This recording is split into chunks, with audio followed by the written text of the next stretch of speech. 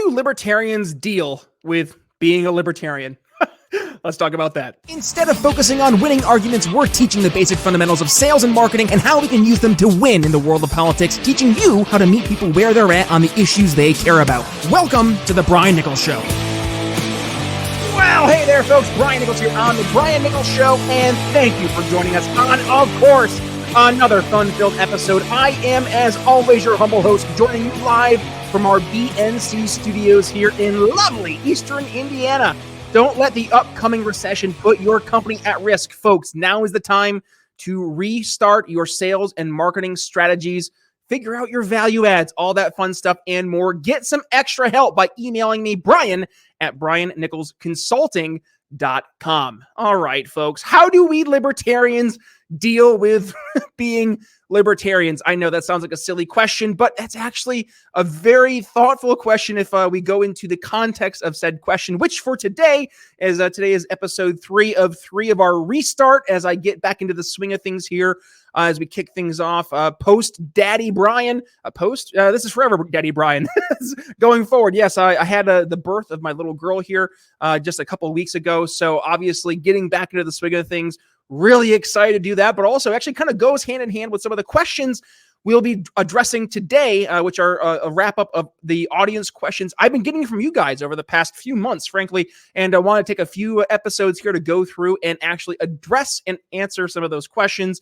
So if you missed part 1/part 2, I guess, of those setting up questions, go back to Wednesday and Monday's episodes. But to kick things off today, yes, Brian, how do you deal with the stress and frustration that comes with being a libertarian in a world that is often hostile to liberty and indifferent to liberty? That can, in fact, be one of the hardest things to deal with, because at the end of the day, we understand our ideas, while they make sense, while they work, they're not mainstream. And your average person's a little weary. They're like, I don't know if I can trust this libertarian guy to go ahead and actually give me not just solutions to the problems I address, but actually know that those solutions will work. So they are naturally more hesitant to our ideas, but also this goes hand in hand with groupthink and the idea of wanting to be in a team, to be a part of your team. It goes back to our tribal instinct of not wanting to be alone on an island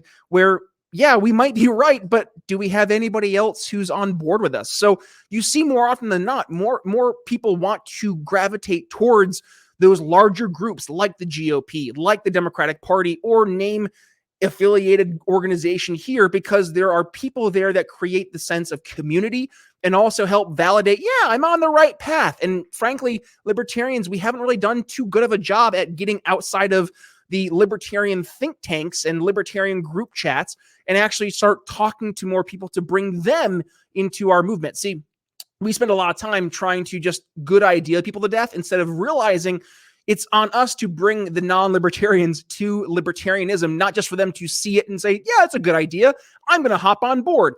That's not how it works. That's not how sales works. That's not how marketing works. And at the end of the day, if we keep doing things the same way we have been doing them, yeah, we're going to get the same results. So how do I cope with the stress and frustration? Well, I do this.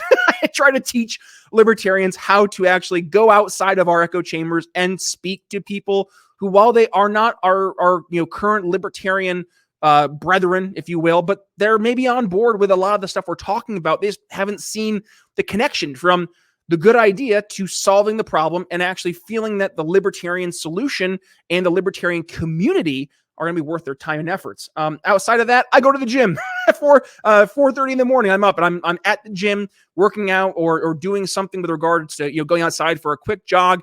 I firmly believe, and this goes back to something we talked about last episode, where you need to prioritize your physical health and your mental health for that matter. But your physical health is so important, and it also helps you deal with the stresses of the world. So going to the gym, lifting weights, challenging yourself, doing cardio, whatever it may be that you need to do to get that physical stress out of your system, but also to help empower yourself to be a better version of yourself for the future. That's what I love to do. I used to weigh 385 pounds. I saw how limited my life was when I wasn't able to live and do things the way I wanted to do because my weight was holding me back. So being able to go out and live a truly free lifestyle, it starts in the gym for me. And it also helps deal with the stress and frustrations that we often come across in being libertarians.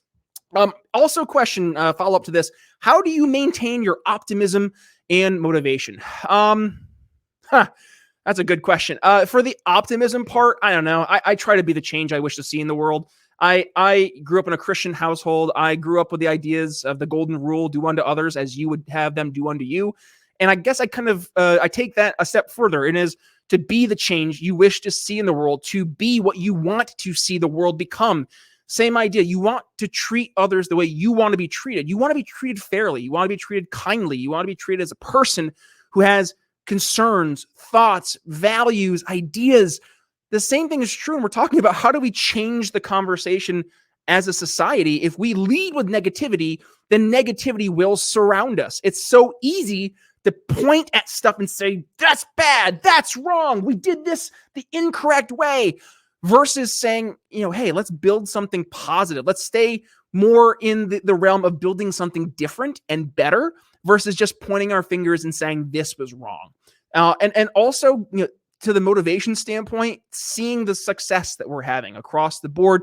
Now, it is, the eating an elephant one bite at a time approach, but that's how it works. Revolutions don't happen overnight. They take time. I mean, not talking necessarily a bloody civil war or revolution, but rather the actual change that requires, it takes time for people to kind of reprogram their minds, if you will, to go from what was the traditional status quo to a new solution, a new way of doing things. We talk about in the world of sales, the biggest competitor we have is not your actual competition, but rather the not doing anything, not making a change, embracing the status quo. If we do not go out of our way to help disrupt that status quo, then we're not going to have any success in moving forward. So actually getting people to start questioning that status quo, embracing a different way of doing things, and actually seeing people do that, that's something that keeps me motivated. And we've been seeing it over the past few years, especially as we've been talking more about how do we sell our ideas here on the Brian Nichols Show? How do we sell liberty to folks outside of our traditional libertarian echo chambers? That's what keeps me motivated to see we are making some headway. So that would be the answer to that question. Brian, what are some of the common mistakes and pitfalls that libertarians make when communicating with others, and how can they avoid these issues and improve their skills and strategies? Stop good ideaing people to death and stop leading with what you think they should be concerned about. I see this way too often, and man, I've had many a candidate here on my show who've run with the big L next to their name. Now, for those of you who listen to the show, you've watched me interview quite literally hundreds of people at this point. I'm a very fair interviewer. I do not try to really poke the bear too much when we're on episodes where I disagree with someone from a strategic standpoint, but rather I'm trying to find ways that we can maybe reframe just in the conversation the way that they're approaching certain situations. But I'll tell you, there have been candidates who they're running for, local mayor, for example, and they're talking about like impacting the federal war over in Ukraine, or the national war in Ukraine, or talking about our involvement in the Middle East, or just stuff that doesn't really impact their role that they're running for. Like, what are we doing? Why are we spending our time addressing things that are completely out the purview of what it is that you should be focusing on as a local candidate? If you're not addressing the actual issues that your constituency needs addressed, somebody else will. And that's where we really dropped the ball, is that we focus, number one, way too much on trying to get people to care about the things that we care about, but then we try to good idea them to death. We throw this libertarian book at them, or this economics book at them, and say, read this and you will understand why libertarianism is the best. Great. That's just like if I was in a sales cycle and I was working in like a detailed, let's say cybersecurity solution, and I'm talking to an IT director, and I'm like, here, read this 14-page case study, and that'll answer every question that you might have. No. Okay. Number one, he's probably got like 3 other competitors he's talking to, and they're probably doing things in a different way from a value standpoint versus just trying to good idea or feature and benefit him to death. And that's what we've done way too often, is that we think just because we are right in our ideas and that our ideas make sense from a logical and reasoning standpoint, that everybody else should just jump on board. But that's not how it works. And go back to when you became a libertarian. How did you become a libertarian? Did you become a libertarian when somebody tossed that book at you from Murray Rothbard and said, read this? Or was there something that happened, some specific trigger event that got you thinking about things in a different way? I'm going to guess it's probably the latter. And if that's the case, you have now an opportunity to be that trigger event, that spark that's going to get somebody else to think about things in a different way as well.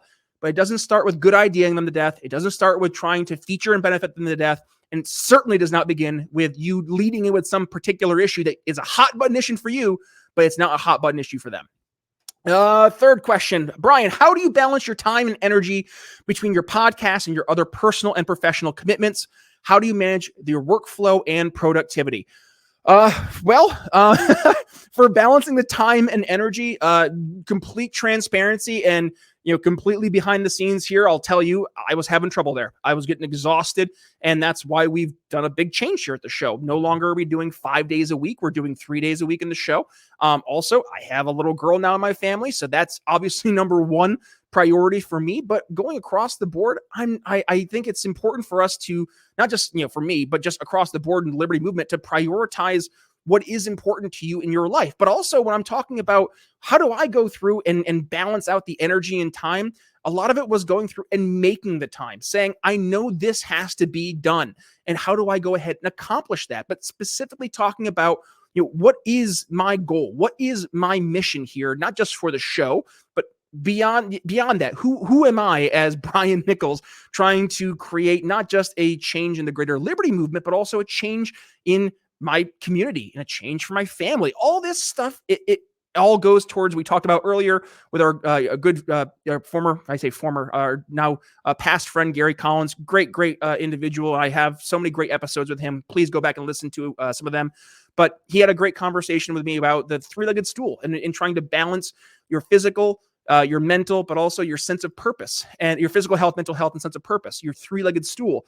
And when one of those legs is out of balance, then all of a sudden your entire life is out of balance. So how do we balance things in our life so they make more sense? And specifically making sure you carve out the time for those specific areas. Now, going into the balance between personal and professional, it was a matter of making the time, but also making sacrifices, right? And I'm at the point now where I think we've done 700 plus episodes of the show. There's oodles of information and context that you guys can go back through and listen to. But now we're taking a little bit different of approach. We're still bringing on folks to talk about, why our ideas make sense, but more so from the solution standpoint, just as we have been, but now really taking a hard-nosed approach to building up the network of good people doing good things and really raising up those different solutions and those different approaches. So with that, I hope that answers the question for, balancing the time and energy. It is a constant challenge and something I always have to think about, but I hope that gives some context. And then managing the workflow and productivity, big fan of checklists. I go through, literally I have a checklist right here for my to-dos, kind of right there. And it's important for us to, I say important for us, if you're trying to get things done, to prioritize what is the most important thing that has to be done and only you can do. And there's other things that frankly can be done by other people, or it's not what you're good at. Outsource. Don't spend time trying to become good at something that you're not good at if it's not a value add for you in what you bring to the table. So I would say across the board, that's how I manage my workflow and productivity. Question 4, what are some of the trends and opportunities that you see for the Liberty movement in the near future? How can libertarians take advantage of them and overcome the challenges and threats that they face?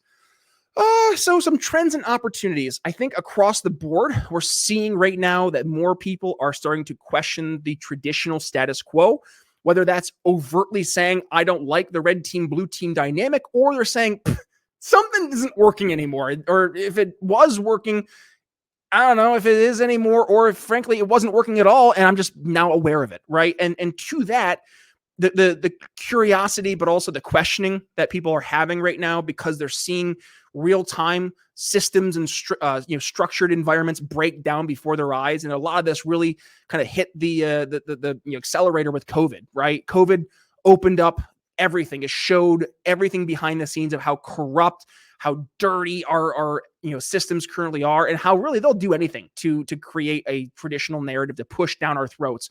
So more people are saying, hold up, something's wrong, whether it's the way public officials approach public health, whether it's the way our schools went through and trying to quote unquote educate our kids, talking about government arbitrarily shutting down people's businesses based on who was and was not considered essential.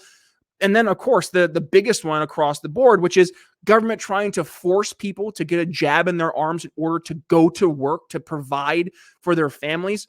That was like the ultimate red flag. And a lot of folks woke up because of that. And fast forward to where we are today in 2023, that hasn't gone away. There is still that questioning. There's still that opportunity for us to reach those people who are saying, this doesn't make sense, and I am actively questioning our status quo. We talked about this last time, right? The status quo, that is who we're trying to upset. It's not a competition of a competitor. It's not, a different feature or service from that competitor. It is not doing anything. It's sticking with where you are currently and just saying, yeah, this is good enough. There are more people right now who are in that window of change, or at least trying to enter into that window of change. And it's for us to now go ahead and talk to them. Now, one of the biggest threats that we face in that environment is that there are also people beyond the liberty movement who see this as an opportunity as well. And they're going to go out of their way to try and recruit people towards their values, towards their solutions. And that can be scary as well, because some of those people are going to be hyper left, and they're going to be able to enter in with emotional appeals and get people who are currently questioning things to agree with them. We have to meet them in that playing field, in that battlefield, and just do better at it. And frankly, if we're not entering into those conversations, if we can, if we're arrogant enough to say our ideas are so good that we don't need to invest in going out and trying to sell our ideas to people, then we will lose, and that will happen. So that is definitely going to be one of the biggest threats we experience. And to overcome that, how do we do it? We sell liberty by meeting people where they're at on the issues they care about. Final question for today. How do you cultivate a loyal and engaged audience for your podcast? How do you interact with your listeners and provide value to them? Great question. And I'm glad this is the last question, because this actually goes right into what we've really done here at the show over the past couple of weeks, month or so. And really, this has been behind the scenes for the past 6 months or so as we got ready to make this transition. Is number one, I am a firm believer, again, in good people, bringing out the good in people. So starting off here this past week, we started our Facebook group, where if you want to join the Facebook group, become one of the members of that group who are good people trying to share what you're bringing to the table in a networking environment, but also to promote those ideas.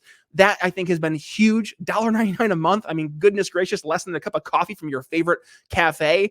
And that has been very important, I see, in terms of establishing more of a community relationship, but also in terms of being consistent, right, on the episodes. I mean, last week was my first true week off of no shows at all in 3 years, something like that. So for me, it's been consistency, but also constantly bringing you guys value. I don't want it to be a situation where you're like, okay, this guest again, I've heard this before. I want you to constantly be hearing new ways of doing things, different approaches that will be successful, again, both in the world of politics, but also in the world of culture. How do we change people's minds beyond just the good ideas? And it goes through what we've been bringing from solutions to the different guests we have in the show. And frankly, being there to engage with the audience, whether it's, on social media, whether it's through, email, whatever it may be, constantly being there to have that dialogue, but also to build those relationships, going to different events, meeting you face to face. I'm all about that. So that's what I've been doing for the audience. And then going forward, what we're going to be doing also in the Patreon, a lot more long form content with our guests we're having on the show, behind the scenes, some sneak peeks, and also giving you longer form episodes. So I hope as you guys go through, you're getting value from that as well. So again, email me, Brian@BrianNicholsShow.com. Let me know, and let me ask you, what can I do better here at the show? What would you like to see the program do differently? How would you get more value from the program? I want to hear it. Email me, Brian@BrianNicholsShow.com, or message me at BNicholsLiberty, Twitter or Facebook. Either one works, but please just go ahead, let me know. And if you're joining us here on the video version of the show, drop it down below in the comments, YouTube, Rumble, Odyssey, or Sovereign. I want to go ahead and hear your thoughts. So with that being said, if you are watching us here on the video version of the show, please do me a favor, hit that subscribe button and little notification bell so you don't miss a single time we go live, which speaks to, by the way, next week we are kicking things back off with our guests here on the program. So make sure you hit that subscribe button so you're not missing a single time we go live. But with that being said, that's all I have for you. Thank you for returning to the audience here this past week. I know I've missed you guys, but definitely was a good reason for not having the show with the birth of my little girl here. So otherwise, thank you for just being the best darn audience we have here in the greater liberty movement. And with that being said, Brian Nichols signing off here on the Brian Nichols Show. We'll see you tomorrow. Thanks for listening to The Brian Nichols Show. Find more episodes at briannicholsshow.com.